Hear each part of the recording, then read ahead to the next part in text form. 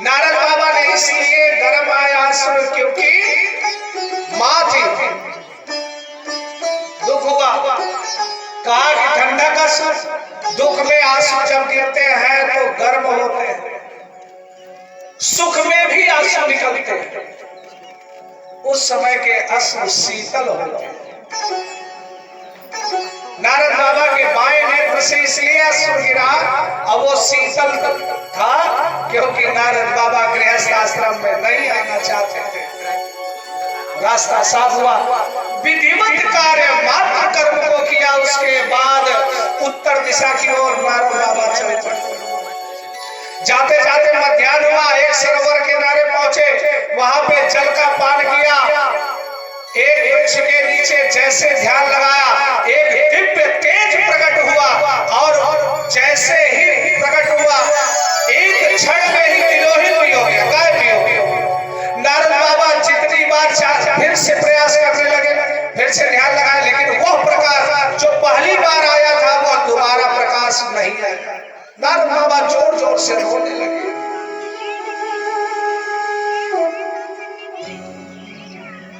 भगवान से प्रेम का मतलब जानते हैं?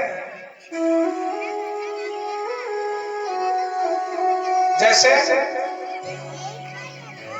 किसी हम जीव से या मनुष्य से प्रेम करते हैं, जब वो विक्षोभ हो जाता है, जिस कह नहीं सकते, सिर्फ महसूस कर सकते हैं, जो अंतर हृदय में व्याकुलता और कष्ट होता है, वही चीज नारद बाबा को जब वह दिव्य प्रकाश प्रकाशित हुआ उनके सन्मुख, वह पहले सुख मिला, लेकिन एक क्षण में ही तिरोहित हो गया, अंतर ध्यान हो गया।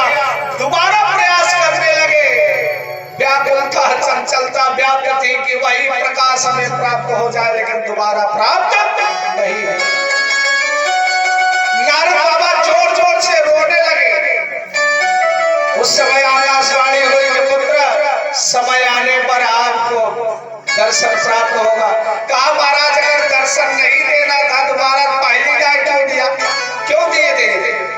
कहा कि हे पुत्र, इसलिए दे दिया कि आप पथभ्रष्ट ना हो सके, आपको कोई मार्ग से विदीर्ण न कर सके कि भगवान नहीं होता आप छोड़ दो इसको,